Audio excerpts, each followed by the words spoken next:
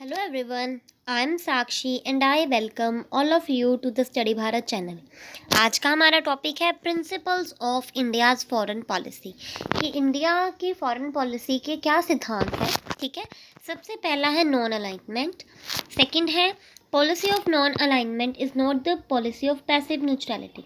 Non alignment जो है कि वो पहले युद्ध की शुरुआत नहीं करते हैं, मतलब कि लड़ाई झगड़ा जो कन्फ्लिक्ट हैं उनसे दूर रहते हैं, इसलिए नॉन अलाइनमेंट जो है पॉलिसी अपनाते हैं. ठीक है, जिसका मतलब ये नहीं है कि पैसिव न्यूट्रलिटी है. ठीक है, तो इसमें सिर्फ ये मानते हैं कि जितना दूर रह सके लड़ाई झगड़े से उतना ही अच्छा है. फेथ इन इंटरनेशनल कॉपरेशन, और सभी से कॉपरेट करने की भावना है, इस पर विश्वास रखते हैं. Development of relations with the countries of east, और इसमें जो है वो ईस्टर्न कंट्रीज़ जो हैं उनके साथ रिलेशंस में डेवलपमेंट करते हैं. Faith in UN, United Nations जो हैं उन पे फेथ करते हैं. Help in the freedom of slave countries, और हेल्प करते हैं जो भी स्लेव कंट्रीज़ हैं ताकि वो भी जो है फ्री हो सकें. नेक्स्ट है opposition to military alliances, military alliances को अपोज करते हैं. ठीक है, पंचशील का सिद्धांत तो हमने पढ़ा ही है, तो वो पंचशील में जो है बहुत ज़्यादा विश्वास है. सबसे पहला क्या है कि नॉन एग्रेशन होना चाहिए, म्यूचुअल रिस्पेक्ट होना चाहिए, इंटरफेयर नहीं करना चाहिए किसी के इंटरनल अफेयर्स में, इक्वालिटी होनी चाहिए, पीसफुल को एग्जिस्टेंस होनी चाहिए ताकि वॉर जैसी सिचुएशन जो है वो अराइज ही ना हो. ठीक है, एटॉमिक एनर्जी को यूज़ करना है तो वो सिर्फ पीसफुल पर्पसेस जो हैं उसके लिए करना है. फ्रेंडली रिलेशंस जो है नेबरिंग कंट्री के साथ डेवलप करने हैं.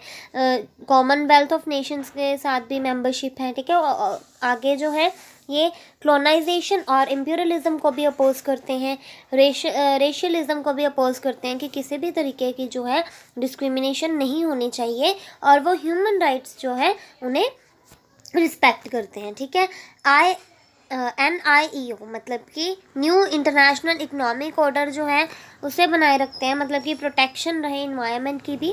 टेररिज्म को अपोज करते हैं. ठीक है, कॉपरेशन करते हैं एशियन और अफ्रीकन कंट्रीज़ की भी. ठीक है, नेक्स्ट है India's negotiation strategies in international regimes.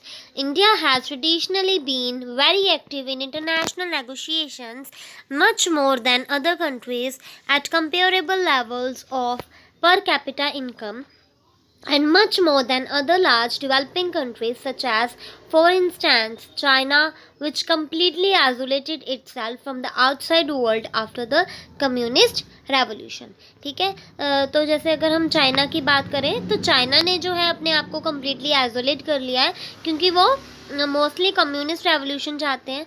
ठीक है, already at the down of independence in August 1947, Jawaharlal Nehru celebrated speech twice with destiny to the Indian Constituent Assembly demonstrated India's high aspirations as to its role at the global level. China में जो है mostly एक ही party है, communist party है. ठीक है, तो जवाहरलाल नेहरू जी ने भी इंडिपेंडेंस के बाद जो है उन्होंने कहा था कि इंडिया का जो रोल है, मेन एस्पायरेशंस हैं कि वो ग्लोबल लेवल तक पहुंचना चाहते हैं. ठीक है, ग्लोबली वर्क करना चाहते हैं, डिस्क्रिमिनेशन नहीं करना चाहते किसी भी कंट्रीज़ में भी. वो चाहते हैं कि इक्वालिटी के साथ रहें सभी. जवाहरलाल नेहरू जी ने ही सबसे पहले NAM जो कि नॉन अलाइनमेंट मूवमेंट है वो मतलब कि पॉलिसी है जो वो अपनाई थी. This attitude of the countries first prime minister was based on the pride of the 6,000-year old civilization and on the size of the country that was equated with a great reservoir of manpower and economic development. जो भी ये था उन्होंने economic development के लिए किया था ताकि मैन पावर जो है वो भी increase हो. In addition, it was based on the perception of India's war and peace potentials as a strategic location in the Eastern Hemisphere that, according to Asaf Ali, the Indian ambassador in Washington in 1948, came close to the potentials of the US in the Western Hemisphere. ठीक है, तो इसमें जो है war जैसी situation ना हो, peacefully रहें, तो इसमें जो है उन्होंने एम्बेसडर्स जो हैं अपॉइंट किए हैं. जैसे कि एसएफ अली ने भी बताया कि इंडिया ने वाशिंगटन DC में भी एम्बेसडर जो हैं अपॉइंट किए हुए हैं. अलग अलग स्टेट में जैसे हमें पता ही है कि अलग अलग नेशंस जो हैं, अलग अलग कंट्रीज़ जो हैं, स्टेट में तो नहीं, अलग अलग कंट्रीज़ में जो है एम्बेसडर अपॉइंट किए जाते हैं, ठीक है। तो उनका वर्क क्या होता है, एम्बेसडर जो है वो मोस्टली वॉर जैसी सिचुएशन अराइज ना हो, फ्रेंडली रिलेशन रहे, इसलिए वर्क करते हैं। Next is strategy choice and choice of partners. If India has moved away from its traditional role as a defensive value claiming negotiator, this should not only be reflected in its positions but also in the way the delegation argues and forges collisions। ठीक है, तो इसमें जो उनका जो traditional role है वो कैसा है, डिफेंस वाला, कि डिफेंस रहे, ठीक है। इसमें जो है वो कोलिजन्स भी चाहते हैं। कोलिजन्स मतलब कि यूनिटी अगर थोड़ी बहुत भी होगी, कोलिजन्स भी चाहे हो, तो उससे जो है वो लाइक सिचुएशन जो है वो अराइज ही नहीं होगी, ठीक है। इसके लिए वो कई बारी कॉम्प्रोमाइज़ भी करते हैं, फ्लेक्सिबल है उनके ये जो टर्म्स हैं, और नए नए जो सोल्यूशंस हैं वो सुजेस्ट करते हैं। Next is climate change. As the world's fourth largest emitter of carbon dioxide, India has been a central player in the negotiations of the two most recent climate change accords under the auspices of the UN। ठीक है, world का fourth largest emitter है carbon dioxide का जो India है, इसीलिए वो इन्हें जो है नेगोशिएट करते हैं। Indeed, India was recognized as a drafting author of the agreements and a leader within the Brazil, South Africa, India and China.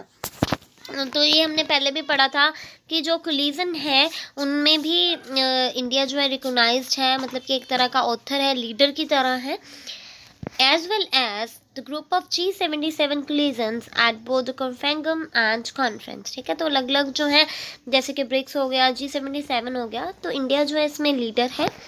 However, India's position on climate change has been described as expressing genuine concern for the issue with the resolute refusal to consider limiting its on emissions। तो इसके लिए उनका जो काम है main कि emissions कम हो, उसे लिमिट किया जाए, इसीलिए जो है ये वर्क करते हैं, ठीक है। India has been advocated forcefully for the inclusion of the principle of differentiation in these accords, which calls upon developed countries to absorb more responsibilities। इसमें जो है developed countries को भी जो है responsibilities दी गई हैं कार्बन emissions के लिए, ठीक है। इंडिया के जैसे मेन पार्टनर्स हैं G77 जैसे हो गया। नेक्स्ट है cooperation on climate change negotiations. In its engagement and negotiations on climate change under the auspicious of the UN, India achieves all 3 level of multilateral cooperation. इसमें जो है इंडिया ने अपने 3 लेवल जो है अचीव किए हैं। इफेक्टिव मल्टीलेटरल कॉपरेशन ये हुई है। India has consistently sought a multilateral agreement to combat climate change। ये जो है उन्होंने वर्क किया है, मल्टीलेटरल एग्रीमेंट किया है ताकि क्लाइमेट चेंज जो हो रहा है उसके लिए वो वर्क कर सकें, ठीक है। 5th कॉन्फ्रेंस भी हुई है इसके लिए कॉन्फेंगम में। Initiative in facilitating international dialogue and discussion on critical climate change issues that are important for developing countries। ठीक है, climate change के लिए है और ये जो issues हैं developing countries के लिए बहुत ही important है। नेक्स्ट है द 2030 एजेंडा, ये बहुत ही इंपॉर्टेंट है। The 2030 agenda earlier known as the post 2015 development agenda was the result of the UN's intergovernmental process. ये जो है इसे पोस्ट 2015 डेवलपमेंट एजेंडा भी कहते हैं, ठीक है। ये जो है एक इंटरगवर्नमेंटल प्रोसेस है जिसमें फ्रेमवर्क बनाया गया है डेवलपमेंट के लिए, जिसका गोल जो है उसके सक्सेस के लिए उन्होंने बोला हुआ है, वो वर्ड्स जो हैं गोल के वो है मिलेनियम डेवलपमेंट गोल्स, ठीक है। The process initially began as an effect of the UN secretariat when in 2010 the then Secretary General Ban Ki-moon created the UN System Task Team for the post-2015 UN Development Agenda। ठीक है, इसके लिए उन्होंने team बनाई है ताकि development हो सके। The task team would coordinate efforts among the 60 UN agencies, the World Bank and the IMF, and would, along with the HPL report to Amina J. Mohammed, the Secretary General's Special Advisor on Post 2015 Development Planning. इसमें जो है इन्होंने team work किया हुआ है, coordinate किए हैं, बहुत सारे एफर्ट्स इन्होंने लगाए हैं ताकि डेवलपमेंट हो। इसमें बहुत सारी एजेंसीज भी हैं, जैसे कि वर्ल्ड बैंक हो गई, IMF हो गई, और इसमें जो है उन्होंने रिपोर्ट की है अमीना जे मोहम्मद को, जो कि स्पेशल सेक्रेटरी जनरल है, स्पेशल एडवाइज़र हैं एक तरह के डेवलपमेंट प्लानिंग के। However, in 2012, the process shifted to the General Assembly at the conclusion of the UN Conference on Sustainable Development in Rio de Janeiro in June 2012. ये भी important है कि जो UN कॉन्फ्रेंस हुई थी रियो डी जेनेरियो में sustainable development के लिए, जनरल असेंबली में जो है इसे शिफ्ट किया गया था। At this conference, the member states of the UN agreed to establish an intergovernmental open working group. ठीक है, जो इन्होंने असेंबली की थी, जनरल असेंबली हुई थी रियो डी जेनेरियो में, तो इसमें कॉन्फ्रेंस में जो मेंबर थे उन्होंने एग्री किया था कि वो इंटरगवर्नमेंटल ओपन वर्किंग ग्रुप जो है बनाएंगे सस्टेनेबल डेवलपमेंट गोल्स के लिए। ठीक है, नेक्स्ट है इनके cooperation on counter terrorism. To agree upon a universal definition of terrorism that all 193 members of the UNGA will adopt into their own criminal laws. To unite the international community to ban all terror groups and shut down terror camps. तो ये सब जो है उन्होंने सभी unite हुए हैं criminal laws के लिए, ताकि किसी भी तरीके का टेरर ना हो, टेररिस्ट ना हो। ठीक है, तो इससे जो है किसी भी नेशन को जिसको खतरा होता है वो वर्क्स ना हो। ठीक है, टेररिस्ट जो है उनसे सभी देशों को खतरा होता है, इसीलिए उन्होंने स्पेशल लॉज बनाए हैं। ठीक है, क्रॉस बॉर्डर टेररिज्म एक ऑफेंस जो है माना गया है। However, this is where India's advocacy makes a significant departure from the effective multilateralism that it utilized when engaging on climate change negotiations and the 2030 agenda at the UN. और यही जो है इनका एजेंडा है, 2030 एजेंडा है, जो कि बहुत ही इम्पॉर्टेंट है। ठीक है, काउंटर टेररिज्म के लिए कि टेररिस्ट जो हैं कम से कम जो है टेररिस्ट हो ही ना एक तरह से, जो जिससे जो है ख़तरा होता है देश को, इसीलिए उन्होंने काउंटर टेररिज्म के लिए उन्होंने बनाए हैं। While India has won support for its position from a few countries in the non-aligned movement, it has not been able to build a united coalition that advocates or votes on the issue like it. ठीक है, non aligned movements के बहुत few countries हैं उनकी support के लिए, India की support के लिए, तो कोलिजन नहीं बनी इस पर। ठीक है, नेक्स्ट है इफ़ेक्टिवनेस ऑफ कॉपरेशन। कॉपरेशन के लिए भी जो है उन्होंने इम्प्लीमेंट किए हैं न्यू स्ट्रेटेजिक अप्रोच। ठीक है, जिसमें जो है मिक्स्ड सक्सेस है। Firstly and more significantly, India has not yet succeeded on convincing it's fellow member state toward the adoption of CCIT। ठीक है, अभी जो है कन्विंस नहीं कर पाया इंडिया CCIT जो कि कॉरपोरेशन है उसे अडॉप्ट करने के लिए। India had some peripheral success in undertaking discussion linked to the CCIT. ठीक है, इसके लिए उनके 3 सेपरेट प्रोटोकॉल्स हैं, जैसे कि फर्स्ट है the international convention for the suppression of terrorist bombings, जो कि 15 दिसंबर 1997 को अडॉप्ट किया गया। सेकेंड है the international convention for the suppression of the financing of terrorism, जो कि 9 दिसंबर 1999 को अडॉप्ट किया गया।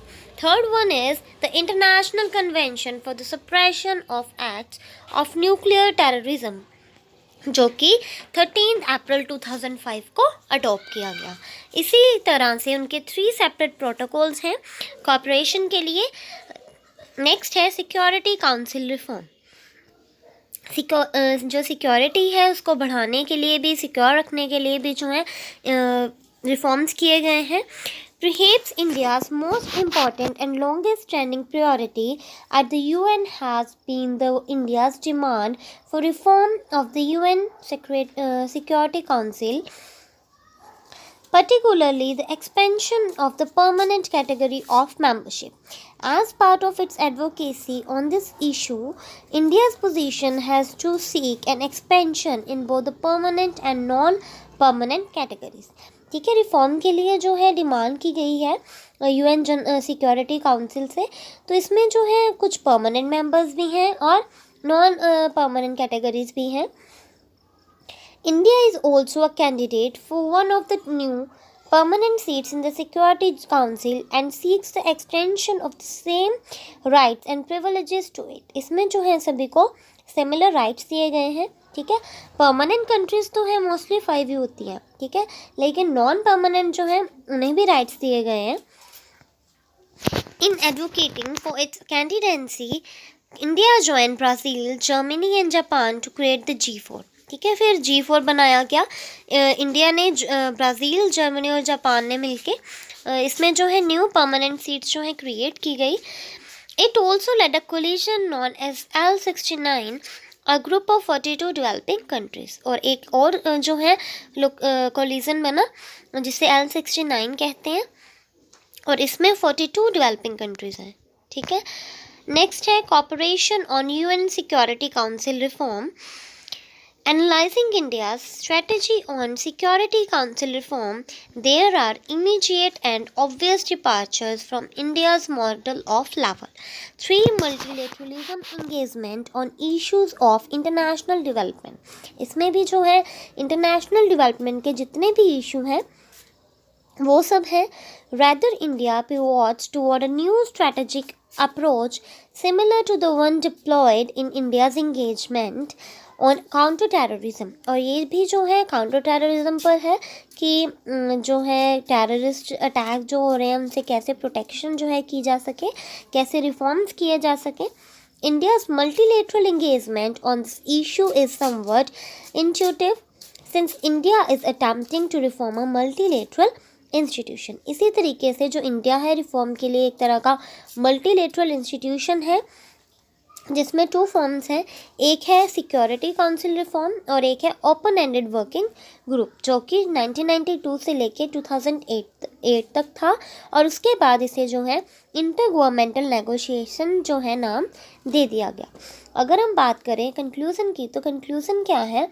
While India continues to remain committed to engaging constructively at the UN, it finds that cooperation on issues of international security at the UN is limited. जैसे जैसे corporation करता गया India तो उसने क्या पाया, जो यूएन है उसमें लिमिटेड जो है इंटरनेशनल सिक्योरिटी है. ठीक है, as India continues to emerge as a key player in the international system, it will have to address the strategies of engagement and improve upon them. Success in achieving India's objective on counter-terrorism and Security Council reform will not only reinforce India's status as an emerging power but also add a greater credence to its reputation as a committed multilateral partner. तो एक तरह से India जो है committed multilateral partner है. ठीक है, इसमें जो है एक इंडिया का स्टेटस है एमर्जिंग पावर की तरह जो आगे आ रहा है ताकि रिफॉर्म्स भी हो और काउंटर टेररिज्म के लिए भी वर्क किए जा रहे हैं. So hope you like this channel. जय हिंद, जय भारत.